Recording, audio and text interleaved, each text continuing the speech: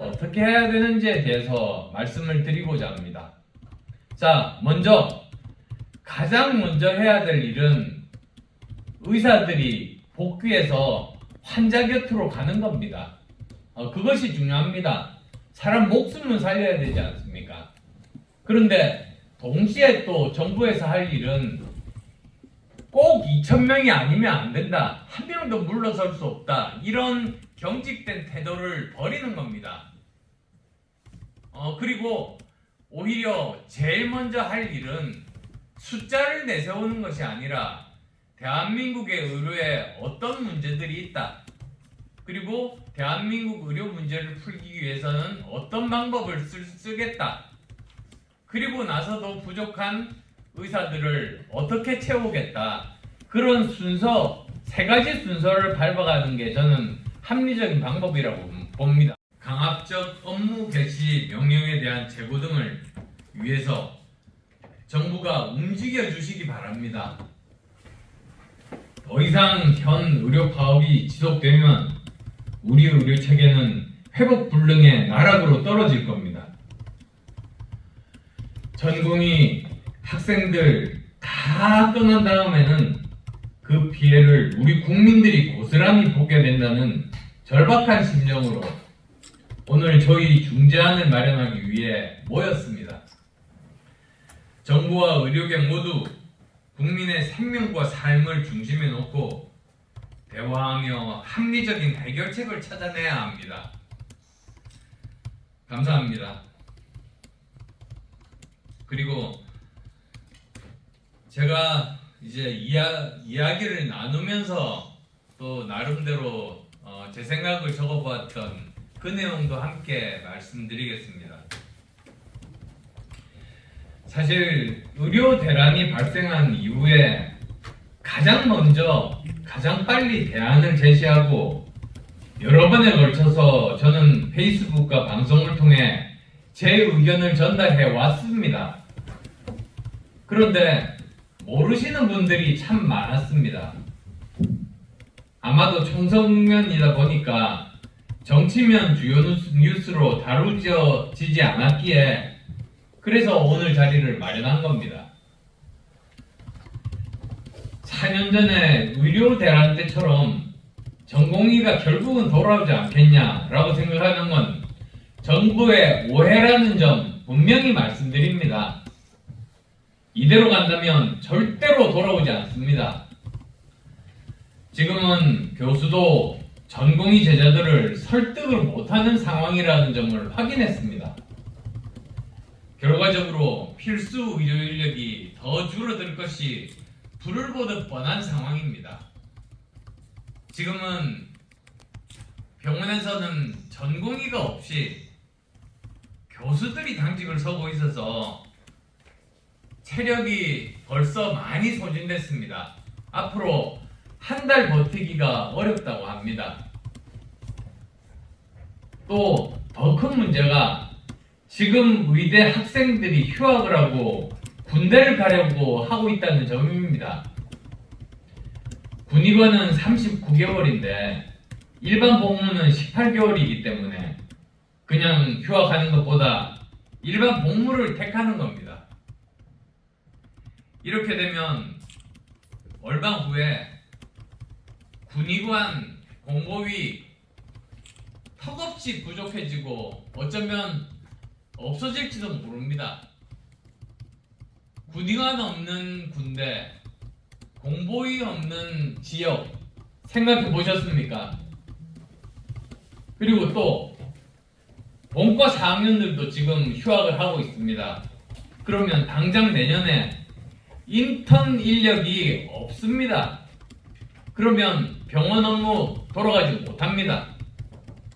그 점도 저는 정부에서 생각을 하고 계신지 정말 여쭙고 싶습니다.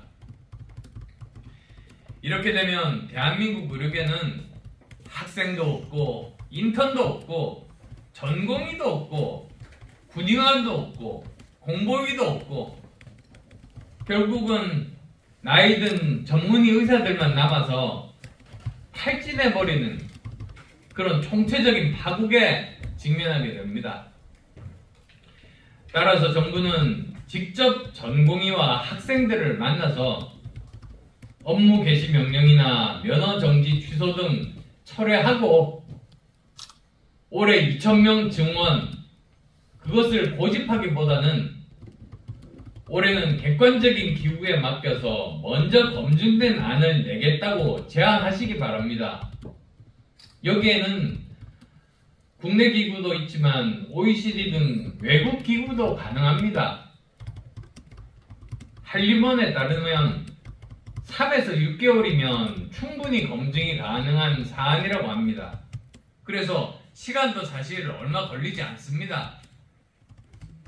그리고 이 안을 가지고 의사, 국민, 정부 등이 모두 참여하는 범사회적 기구에서 결정을 내리고 그 안에 따라서 내년부터 점진적인 증원이 바람직하다는 생각입니다. 저는 앞으로도 대한민국의 의료체계가 바로 설 수 있도록 가교 역할 정말 충실히 하겠습니다. 그리고 이제 마지막으로 제 개인적인 의료는 3가지 문제점이 있습니다. 첫째, 내외산소라고 합니다. 내과, 외과, 산부인과, 소아과 이런 사람 목숨을 다루는 그런 사람들이 전문가들이 절대적으로 부족하고 갈수록 줄어들고 있습니다. 그 다음 2번째, 백신을 만들고 그리고 또 병의 원인을 밝히고 치료 방법을 개발을 하는 의사 과학자가 턱없이 부족합니다. 그 다음 또 3번째로 지방의료가 지금 현재 아주 형편없이 지금 수준이 낮은 그런 형편입니다. 그래서 이 3가지 문제에 대해서 해결 방법을 정부가 내놔야 됩니다. 간단합니다.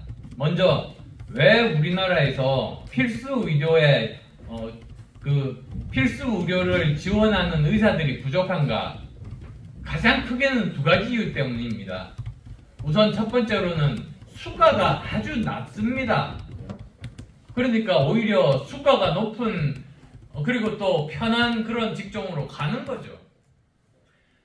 그 다음에 또 아무리 선의를 가지고 수술을 해도 환자께서 사망하실 수도 있는데 그때 형이 너무나 과도합니다. 그런 점들을 정상을 참작을 해서 현실적으로 그 형을 낮춰줘야지 됩니다. 돈도 별로 못 벌면서 자칫하면 잡혀가는 그런 직업을 누가 택하겠습니까? 그게 우리나라가 지금 현재 필수 의료 의사들이 정말 적은 그 이유입니다. 그 다음 또 2번째로 의사 과학자를 어떻게 하면 많이 만들 수 있는가? 그것도 저는 방법이 있다고 봅니다. 의사 과학자를 키우는 대학을 만듭니다. 그리고 의과대학이니까 의사 면허는 줍니다. 그런데 그 사람들에게는 진료 면허를 주지 않으면 됩니다. 그렇게 되면 거기 의과대학을 나와서 의사이지만 진료는 하지 않고 연구만 할 수 있는 거죠. 백신을 개발하고 약을 개발하고 병의 원인을 밝힐 수 있는 거죠. 그 다음 3번째로 지방의료를 어떻게 우리가 개선할 수 있는 것인가? 정부가 투자를 해야 됩니다. 미국 같으면 지금 현재 거의 30% 정도 공공의료가 존재하고 있습니다. 미국 전체는 민간의료 시스템인데도 공공의료가 그렇게 많은 이유는 그것이 만약에 없다면은 민간의료비가 정말 하늘 모르고 치솟을 가능성이 있기 때문입니다. 그런데 공공의료가 30% 정도가 되니까 민간의료가 어느 정도 균형을 잡고 있는 겁니다. 자, 그러면 반대로 우리나라는 공공의료 시스템이니까 미국보다 공공의료가 더 많아야 되지 않습니까? 그런데 우리나라는 공공의료가 10% 또는 10%가 되지가 않습니다. 국가가 제대로 투자를 하지를 않았습니다. 국민들을 위해서 투자를 해야 되는 것 아니겠습니까? 병원이 없는 곳에 아무리 손해를 보더라도 병원을 지어서 공공의료기관을 지어서 그 지역의 주민들을 돌봐야 되지 않겠습니까? 이런 것들을 먼저 국가가 정책을 어떻게 바꾸고 어떤 재원을 마련을 해서 투자를 한다는 계획을 먼저 밝혀서 우리나라의 의료 문제를 해결하고, 그 다음에 그럼에도 불구하고 계산을 해보니까, 그러니까 객관적인 그런 사회 기관에서 계산을 해보니까 이 정도의 의사가 부족하다. 그렇게 되면 그만큼을 점진적으로 이렇게 증원을 한다. 그것이 제가 지금까지 계속 주장했던 생각입니다. 저는 제 주장이 맞다고 보고, 그렇게 되면 우리나라 의료는 지금보다 훨씬 더 많이 발전하고 세계적인 수준의, 외국에서도 환자들이 올 수 있는 그런 수준으로 발전할 수 있다, 이렇게 믿습니다. 네, 말씀 길었습니다. 경청해 주셔서 감사합니다. 어떻게 해야 되는지에 대해서 말씀을 드리고자 합니다. 자, 가장 먼저 해야 될 일은 의사들이 복귀해서 환자 곁으로 가는 겁니다. 그것이 중요합니다. 사람 목숨을 살려야 되지 않습니까? 그런데 동시에 또 정부에서 할 일은 꼭 2,000명이 아니면 안 된다, 한 명도 물러설 수 없다, 이런 경직된 태도를 버리는 겁니다.